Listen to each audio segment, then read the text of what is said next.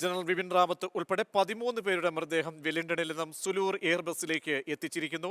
സൈന്യത്തിന്റെ പ്രത്യേക വാഹനത്തിൽ വിലാപയാത്രയായാണ് മൃതദേഹം എത്തിച്ചത്. തുടർന്ന് വിമാനമാർഗം ഡൽഹിയിലേക്ക് കൊണ്ടുപോകും. MS ലിഷോയി ചേരുന്നു വിവരങ്ങൾ നൽകാൻ. ലിഷോയി, വിലാപയാത്രയിൽ ആ വഴിയിൽ കടന്നു പോകുമ്പോഴൊക്കെ തന്നെ പുഷ്പചക്രം അർപ്പിച്ചിരുന്നു നിരവധി പേർ. അതിനിടയ്ക്ക് 2 അപകടമുണ്ടാവുകയും ചെയ്തു. അതിനുശേഷം ഇപ്പോൾ സുരൂരിലെ വ്യോമസേനാ താവളത്തിൽ എത്തിച്ചു കാണുമല്ലോ. എത്ര സമയം ഇവിടെ അന്തിമോപചാരം അർപ്പിക്കാൻ ക്രമീകരണം ഏർപ്പെടുത്തിയിട്ടുണ്ട്? ആരൊക്കെ പ്രമുഖരാണ് ഇപ്പോൾ വ്യോമസേന കേന്ദ്രത്തിലേക്ക് എത്തുന്നത്? ലിഷോയ്,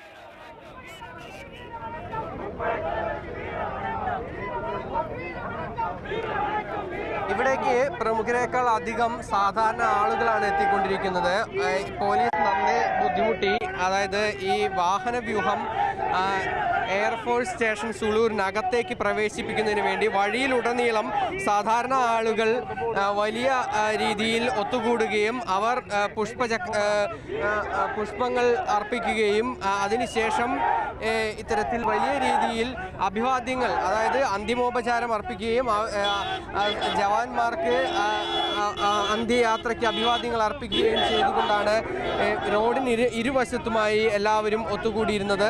വലിയ രീതിയിൽ സ്കൂൾ കുട്ടികൾ അതുപോലെ തന്നെ മറ്റ് ആളുകളെല്ലാം തന്നെ വലിയ രീതിയിൽ ഒത്തുകൂടിയിരുന്നു. ഞാനിപ്പോൾ നിൽക്കുന്നത് എയർഫോഴ്സ് സ്റ്റേഷൻ മുൻപിലാണ്. ഇവിടെയും വലിയ ഒരു ജനക്കൂട്ടം തന്നെയാണ് നേരിട്ട് അന്തിമോപചാരം അർപ്പിക്കുന്നതിന് വേണ്ടി ഇവിടേക്ക് എത്തിയിരിക്കുന്നത്. ജവാന്മാർക്ക് അല്പസമയം മുമ്പാണ് വാഹനവ്യൂഹം എയർഫോഴ്സ് സ്റ്റേഷനകത്തേക്ക് കടന്നത്. ഇനി ഇവിടെ നിന്നും അധികം വൈകാതെ തന്നെ ഡൽഹിയിലേക്ക് വ്യോമമാർഗം മൃതദേഹങ്ങൾ കൊണ്ടുപോകും. അതിനിടെയാണ് വരുന്ന വഴിയിൽ 2 ഇടത്ത് അപകടങ്ങളുണ്ടായത്. മേട്ടുപ്പാളയത്തിന് മുൻപ് പോലീസ് സംഘം സഞ്ചരിച്ചിരുന്ന വാൻ അപകടത്തിൽപ്പെടുകയും ഏകദേശം 10ഓളം പേർക്ക് പരിക്കേൽക്കുകയും ചെയ്തിരുന്നു. അതിനുശേഷം മേട്ടുപ്പാളയം കടന്നതിന് ശേഷം മൃതദേഹവുമായി വന്ന ആംബുലൻസ് മറ്റൊരു വാഹനവുമായി ഇടിക്കുകയും ആംബുലൻസ് തകരാറിലാവുകയും ചെയ്തിരുന്നു. പിന്നീട് യാത്ര തുടർന്ന് അല്പസമയത്തിനകം വീണ്ടും മൃതദേഹം മറ്റൊരു വാഹനത്തിലേക്ക്, ജവാന്റെ മൃതദേഹം മറ്റൊരു വാഹനത്തിലേക്ക് ആംബുലൻസിലേക്ക് കയറ്റുകയും യാത്ര തുടരുകയും ചെയ്തു. 3 മണിക്കൂർ സമയം കൊണ്ടാണ് കൂനൂരിൽ നിന്നും സുളൂരിലേക്ക് വാഹനവ്യൂഹം എത്തിയത്. വഴിയിലുടനീളം എല്ലായിടങ്ങളിലും വലിയ രീതിയിൽ ആളുകൾ ഒത്തുകൂടി അന്തിമോപചാരം അർപ്പിക്കുന്നതിന് വേണ്ടി ഇരുവശത്തുമായി, റോഡിൻ്റെ ഇരുവശത്തുമായി ഒത്തുകൂടുകയും പുഷ്പങ്ങൾ അർപ്പിക്കുകയും ദേശീയ പതാകകൾ കയ്യിലേന്തി ഈ ജവാന്മാർക്ക് അഭിവാദ്യം അർപ്പിച്ചുകൊണ്ടുള്ള മുദ്രാവാക്യങ്ങൾ വിളിക്കുകയും ചെയ്തിരുന്നു.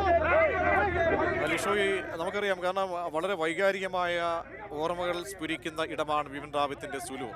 ആ മണ്ണിലേക്ക് തന്നെയാണ് ആ ധീര സൈനിക തലവൻ വിട പറഞ്ഞതും.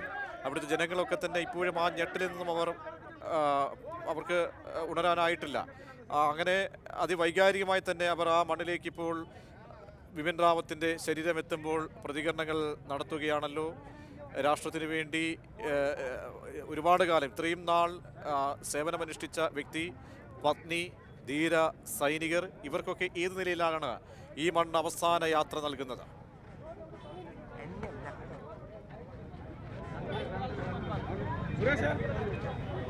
തീർച്ചയായും വളരെ വൈകാരിക ബന്ധമുള്ള ഒരു സ്ഥലം തന്നെയാണ് കൂനൂരും സൂളൂരും.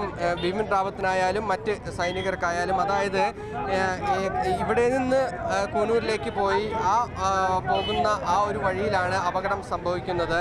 അതിനോടൊപ്പം തന്നെ നേരത്തെയും പലതവണയും ഇവിടുത്തെ ട്രെയിനിങ് സ്കൂളിലായാലും മറ്റ് അക്കാദമിയിലായാലും വലിയ രീതിയിൽ ആളുകളുമായി ആത്മബന്ധം പുലർത്തിയിരുന്ന ജവാന്മാരും അതുപോലെ തന്നെ ബിപിൻ റാവത്ത് ഉൾപ്പെടെയുള്ളവരും അതേ ഒരു വൈകാരിക ബന്ധം പുലർത്തിയിരുന്നതാണ്. കൂനൂരിലെ കാര്യം നോക്കിയാലും അതിന് സമാനമായി തന്നെയാണ്. അതായത് ഈ കൂനൂരിൽ പഠിച്ച കാലം മുതൽ, അതുപോലെ തന്നെ അവിടെ അധ്യാപകനായി തുടർന്നിരുന്ന കാലം മുതൽ, ട്രെയിനിങ് സ്കൂളിലെല്ലാം പ്രവർത്തിച്ചിരുന്ന കാലം എല്ലാം തന്നെ വലിയ രീതിയിൽ വ്യക്തിബന്ധങ്ങൾ കാത്തുസൂക്ഷിച്ചിരുന്നു ബിപിൻ റാവത്ത്. അതിനോടൊപ്പം ഈ വലിപ്പച്ചെറുപ്പ വ്യത്യാസമില്ലാതെ എല്ലാവരെയും ഒരുപോലെ കാണുന്നതിന് വേണ്ടി അദ്ദേഹം പരമാവധി ശ്രമിച്ചിരുന്നു. അക്കാര്യങ്ങളെല്ലാം തന്നെ അവിടെ ഒത്തുകൂടിയ പലരും ഓർത്തെടുക്കുകയും ചെയ്തിരുന്നു. ഈ ഒരു ദുഃഖകരമായ വാർത്ത അറിഞ്ഞപ്പോൾ തന്നെ നമ്മൾ പല ഇത്തരത്തിലുള്ള വ്യോമസേനയിലെയും കരസേനയിലെയും ഉദ്യോഗസ്ഥരെയും എല്ലാം തന്നെ വിളിച്ചപ്പോഴും അവരെല്ലാം തന്നെ പങ്കുവച്ചതും ഈ വിവരങ്ങളെല്ലാം തന്നെയാണ്. അതിനോടൊപ്പം ഇപ്പോൾ ഈ ഒരു സംഭവം നടന്ന് ഏകദേശം ഒരു ദിവസം പിന്നിട്ടു. അതിന് ശേഷം തന്നെ വീണ്ടും ഈ വ്യോമതാവളത്തിലേക്ക് തന്നെ വീണ്ടും എത്തുകയും അവിടെ നിന്ന് ഡൽഹിയിലേക്ക് വ്യോമമാർഗം മൃതദേഹങ്ങൾ തിരിച്ചു കൊണ്ടുപോകേണ്ട ഒരു അവസ്ഥയും ഉണ്ടായിരിക്കുകയാണ്. ഇന്നലെ രാവിലെയാണ് ബിപിൻ റാവത്ത് ഉൾപ്പെടെയുള്ള സംഘം എത്തിയതും ഇത്തരത്തിൽ കൂനൂരിലേക്ക് പുറപ്പെട്ടതും എല്ലാം തന്നെ. ആ സമയത്ത് അതിനുശേഷം ഉച്ചയോടുകൂടി ഈ ഒരു അപകടം ഉണ്ടായപ്പോൾ ഇത്രയും വലിയ ഒരു അപകടമാണ് ഉണ്ടായതെന്ന ഒരു വിവരം ആദ്യഘട്ടത്തിൽ പുറത്തു വന്നിരുന്നില്ല. പിന്നീട് ഈ അപകടത്തിൻ്റെ വ്യാപ്തി വർദ്ധിക്കുകയും വലിയൊരു ദുരന്തമായി മാറുന്ന ഒരു അവസ്ഥ ഉണ്ടാവുകയും ചെയ്തതോടുകൂടിയാണ് ഈ പ്രദേശം ആകെ തന്നെ ഒരു ഞെട്ടലിൻ്റെ അവസ്ഥയിലായത്. അതിനു തുടർന്ന് തന്നെ വലിയ വാർത്തകൾ പുറത്തു വന്നതോടുകൂടി തന്നെ രാജ്യം ആകെ ആ ഒരു ഞെട്ടലിൽ തന്നെയായിരുന്നു. എന്തായാലും എല്ലാ അന്തിമോപചാരം നൽകിക്കൊണ്ട് എല്ലാ ബഹുമാനവും നൽകിക്കൊണ്ട് തന്നെയാണ് കൂനൂരിൽ നിന്ന് ഇവർക്ക്, അതായത് 13 വീരജവാന്മാർക്കും യാത്രയയപ്പ് നൽകിയത്. അതിന് സമാനമായ യാത്രയയപ്പ് തന്നെയാണ് ഇവിടെയും നടക്കുക.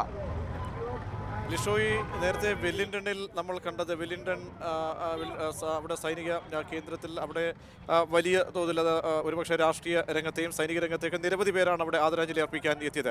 അവിടെ നിന്നും ആ ആത്മബന്ധം നിലനിൽക്കുന്ന സ്ഥലത്ത് നിന്നും ഇപ്പോൾ സുരൂരിലെ വ്യോമതാവളത്തിലേക്ക് വ്യോമസേനാ കേന്ദ്രത്തിലേക്ക് എത്തുമ്പോൾ സാധാരണക്കാരൊക്കെ ഒരുപാട് പേർ അവിടെ തടിച്ചു നിൽക്കുന്നുണ്ട്. ഇവർക്കൊക്കെ അടുത്ത് കാണാനുള്ള അല്ലെങ്കിൽ അന്ത്യാഞ്ജലി അർപ്പിക്കാനുള്ള അവസരം എന്തെങ്കിലും ഉണ്ടോ? അതോ അവിടെ ക്രമീകരിച്ചിരിക്കുന്ന നിശ്ചിത സമയത്തിനുള്ളിൽ മറ്റ് വിവിധ സേനകളുടെ വ്യക്തികൾ, വ്യോമസേനാ താവളത്തിൽ അല്ലെങ്കിൽ ആ മേഖലയിലെ ഉദ്യോഗസ്ഥർ ഇവർക്കൊക്കെ ആയിരിക്കുമോ അവസാന നിമിഷം പുഷ്പചക്രമൊക്കെ അർപ്പിക്കാൻ ക്രമീകരണം ഒരുക്കിയിരിക്കുന്നത്?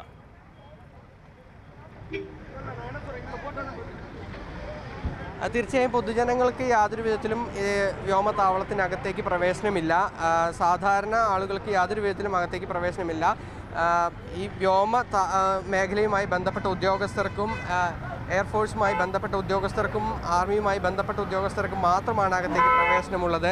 ഇവിടെ അധിക നേരം ഈ പൊതുദർശനമോ അല്ലെങ്കിൽ അന്തിമോപചാരം അർപ്പിക്കുന്നതിനുള്ള ചടങ്ങോ ആയോ ഒന്നും തന്നെ ക്രമീകരിച്ചിട്ടില്ല. ഒരു ചടങ്ങുകളും അങ്ങനെ ക്രമീകരിച്ചിട്ടില്ല. ഉടൻ തന്നെ ഇവിടെ നിന്ന് എത്രയും പെട്ടെന്ന് വ്യോമമാർഗം ഡൽഹിയിലേക്ക് ബിപിൻ റാവത്ത് ഉൾപ്പെടെയുള്ളവരുടെ മൃതദേഹം എത്തിക്കുക എന്നത് മാത്രമാണ് ഇവിടെ ക്രമീകരിച്ചിരിക്കുന്നത്. മറ്റ് യാതൊരു തരത്തിലുള്ള ക്രമീകരണങ്ങളും ഇവിടെ ഒരുക്കിയിട്ടില്ല.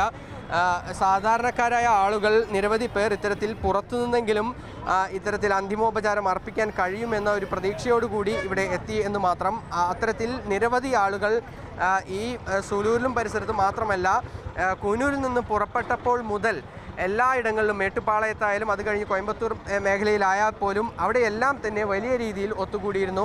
അവരെല്ലാം തന്നെ ഇന്ത്യൻ പതാക കയ്യിലേന്തി സ്കൂൾ കുട്ടികളടക്കം സല്യൂട്ട് നൽകി അഭിവാദ്യം ചെയ്തുകൊണ്ടാണ് നിന്നിരുന്നത്. ആ ഒരു കാഴ്ചയാണ് നമുക്ക് വഴിയിലുടനീളവും കാണാൻ സാധിച്ചത്.